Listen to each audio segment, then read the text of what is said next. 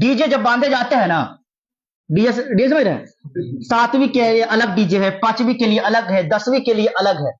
اگر کوئی heart patient بندہ ہوگا تو فوراً جو ہے انتقال فرما جائے گا. وہ کمپٹیشن میں لا رہے ہیں لوگ، جبکہ ڈی جے اس کو پتہ ہی نہیں ہے کہ امام حسین کو جو شہید کیا تھا یزیدیوں نے، اور جب یہ ہے کہ راستے میں جب کوفہ کے راستے میں لے کے جا رہے تھے تو ان لوگوں نے تاشے اور ڈھول بجائے تھے خوشی میں. تو میں آپ سے پوچھنا چاہتا ہوں کہ آپ جو ہیں خوشی میں ڈھول بجا رہے ہیں یا غمی میں بجا رہے ہیں؟ غم تو اسلام میں جائز نہیں ہے. اگر خوشی میں بجاتے ہوں گے تو آپ سب سے امام حسین کے سب سے بڑے دشمن آپ ہیں. اور جو امام حسین کا دشمن ہوتا ہے وہ خارجی ہوتا ہے، اور اپنے آپ کو سنی کہہ رہے ہیں. دوسری بات یہ کہ اگر آپ مانتے ہیں کہ امام حسین شہید ہوئے ہیں، آپ مانتے ہیں کہ کربلا میں تمام لوگ شہید ہوئے ہیں، تو پھر ان کے نام پر ڈی جے بجانا یہ کہاں درست ہو جائے گا؟ ناچنا کہاں تک درست ہو جائے گا؟ کسی کے گھر میں اگر میت ہو تو ناچ سکتا ہے، کسی کے گھر میں اگر ڈھول ہو تو ناچ سکتا ہے، کسی کے گھر میں اگر میت ہو جائے تو ڈھول تاشے بجا سکتا ہے. ابھی ہم لوگ جو تبلیغ کے لیے گئے تھے نا، تو ہر گاؤں میں جاتے تھے تو پہلے سے ڈی جے بندھا ہوا رہتا تھا، جا کے کہتے بھیا یہ سب جائز نہیں ہے، منع کرتے تھے. ایک گاؤں میں گئے تھے تو دیکھے کہ ڈی جے تو بندے ہوئے ہیں لیکن بج نہیں رہا ہے، بند ہے. کیا ہے؟ بند ہے. تو ہم لوگوں نے پوچھا، کہا کہ بڑے اچھے لوگ آپ لوگ ہیں کہ ڈی جے ہے پھر بھی بجا نہیں رہے، لگتا ہے کہ محرم کے احترام کافی کرتے ہیں آپ لوگ، جس طریقے سے محرم منانا چاہیے اس طریقے سے کرتے ہیں. کہا ویسی کوئی بات نہیں حضرت، بات یہ ہے کہ ہمارے گاؤں میں ایک صاحب کا انتقال ہو گیا ہے اور ایک آدمی ہمارے گاؤں میں مر گیا ہے، ہم لوگ ڈی جے بجائیں گے اچھا لگے گا؟ ہم بولے یار وہی بات تو سمجھانے کے لیے آیا کہ آپ کے گاؤں میں اگر ایک بندے کا انتقال ہو جائے تو آپ ڈی جے نہیں بجا سکتے ہیں، ڈھول تاشے نہیں بجا سکتے ہیں. امام حسین کا پورا گھرانہ کربلا میں شہید ہو گیا ہے اور آپ ان کے نام سے ڈی جے بجائیں گے تو بتائیے امام حسین کی روح کو کتنی تکلیف پہنچے گی؟ سوچنے والی بات ہے کہ نہیں؟ کہ آپ کے گھر میں آپ کے گاؤں میں یہ ہے کہ میت ہو گئی ہے تو ڈی جے نہیں بجا سکتے ہیں، لیکن امام حسین کا پورا کنبل اٹھ گیا ہے اور آپ ڈی جے بجا رہے ہیں. امام حسین خوش ہوں گے یا ناراض ہوں گے؟ اسی لیے یہ کام جو ہے یقیناً فعل حرام ہے، تضیع وقت ہے یہ اور تضیع مال ہے یہ. بچے جو ہے نا شراب پی کر کے یوں سٹ کا گما کر کے جو بٹن کھول کر کے یوں ڈانس کرتے ہیں کہ خدا کی پناہ. لوگ کا ایک بندہ کہا کہ اس سے اسلام کی شان و شوکت ظاہر ہوتی ہے. ایک نوجوان سے پوچھے ہم لوگ کو روب و دبدبہ بڑھتا ہے، پتہ چلتا ہے کہ مسلمان لوگ ایسا ہے. بولے اچھا، ہم بولے کہ اگر ڈی جے سے اگر اسلام کا روب و دبدبہ بڑھتا ہے نا تو امام حسین کبھی نہیں جاتے کربلا، ڈی جے باندھ کے وہی بجاتے ہیں. اسلام کا اگر روب و دبدبہ بڑھتا ہے، اس سے اسلام کی پہچان ہوتی تو کبھی بھی ہمارے اسلاف جو ہے نماز کی تلقین اور روزے کی تلقین اور یہ شریعت کی پابندی کی تلقین کبھی نہیں کرتے، کہتے ڈی جے باندھو ناچتے رہو، اسلام کی پہچان ہوگی. اس سے روب و دبدبہ بڑھے گا کافروں پر. کافروں پر روب و دبدبہ اس وقت بڑھتا ہے جب آپ مسجدوں کو فل کرتے ہیں، تب کافروں پر روب و دبدبہ بڑھتا ہے.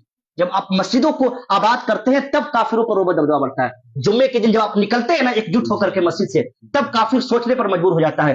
ڈی جے وجہ سے اس کا روب و دبدبہ نہیں بڑھتا ہے، وہ تو کہتا ہے کہ بہت بڑھیا ہو رہا ہے، کم سے کم یہ ناچنے میں یہ قوم تو ملبوس ہے نا، یہ ناچنے میں تو یہ ویست ہے نا، ہمارے طریقے پہ تو چل رہا ہے نا. وہ جس طریقے پر لانا چاہتا تھا اس طریقے پر لا دیا ہے تو وہ تو شیطان ہے، شیطان آپ کے طریقے پر خوش ہوگا، اس روب و دبدبہ نہیں بڑھے گا، ہے نا. اسی لیے یہ ڈی جے وجے جو ہے اس سے اسلام کا کوئی تعلق نہیں ہے. کان کھول کے سن لو، خواجہ کی دیگ بھر بھر کر کے آنے والوں، کاش یہ پیسہ قوم کے کسی جینیس بچے کو آئی ایس افسر بنانے پہ خرچ کر دو، آئی پی ایس افسر بنانے پہ خرچ کر دو، خواجہ تم سے بہت خوش ہوں گے. 11ویں کے نیاز بنانے والوں کسی غریب کی جھولی میں ڈال دو جس یتیم بچے کے سر پر کسی کا سہارا نہ ہو، خواجہ اور غوث بہت خوش ہوں گے. تم اسی کی توند بھر کے آتے ہو جس کی توند پہلے سے بھری ہوئی ہے. بڑی دیگ میں 2 لاکھ روپے کا کھچڑا بنتا اجمیر میں، 2,25,000، اور چھٹکی والی دیگ میں 1.5 لاکھ کا بنتا ہے. جانتے ہیں مردوں کیا کرتے ہیں؟ جب 15-20 آدمی سے 2-2-2.5 لاکھ وصول لیں گے تو ایک آدمی کی دیگ بنائیں گے اور 10 کو فون کریں گے آپ کے نام کی دیگ. سنی ماتم کر رہا ہے، سنی ماتم کر رہا ہے. سنیو کیوں ماتم کر رہے ہو؟ اہل بیت کی محبت میں. کہا سلام ہے تجھے، لیکن ایک بات مجھے بتانا پڑے گا، میں بھی ماتم کروں گا. علماء توجہ چاہیے. میں بھی کروں گا ماتم آپ کے ساتھ، ایک شرط ہے، ہم سے زیادہ جو اہل بیت سے محبت کرتے تھے ان کا ماتم بتا دو، میں بھی جلسے بند، ماتم کی محفلیں شروع۔ اہل بیت سے محبت کون زیادہ کرتا تھا؟ غوث اعظم، غریب نواز۔ ایک دن کا نہیں، ایک منٹ کا ان کا ماتم بتا دے، میں بھی کروں گا۔ اور اگر نہیں بتا سکتا تو پتا چلا کہ ماتم کرنا یہ غوث اعظم والی سنیت نہیں ہے، ماتم کرنا یہ غریب نواز والی سنیت نہیں ہے، ورنہ بتا دو، اس لیے کہ میں تو سیدوں کی بات کر رہا ہوں، اور وہ بھی وہ سید جن کی سیادت پر پوری دنیا متفق ہے۔ بتاؤ نا کبھی غوث اعظم نے کیے، بتاؤ غریب نواز نے کیے، بتاؤ، ہم بھی کریں گے۔ اگر محبت اہل بیت ماتم ہی کا نام ہے تو ہم بھی کریں گے، ہم کیوں پیچھے رہے؟ اس لیے کہ واللہ میں تو یہ عقیدہ رکھتا ہوں کہ کسی چیز پر وہ انعام نہیں ملتا جو محبت اہل بیت پہ ملتا ہے، میرا عقیدہ یہ۔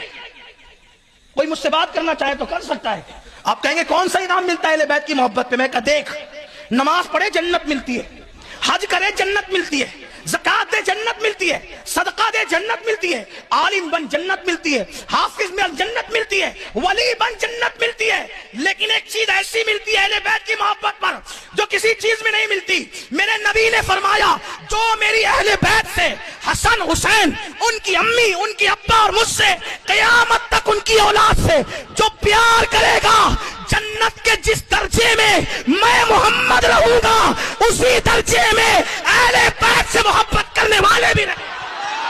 یہ کسی عمل پہ نہیں ہے، یہ کسی عمل پہ نہیں ہے، نبی کے درجے میں جنت، نہ نماز پر ہے، نہ روزے پر ہے، نہ حج پہ ہے، نہ زکات۔ جنت ضرور ہے لیکن نبی کے درجے میں نہیں ہے۔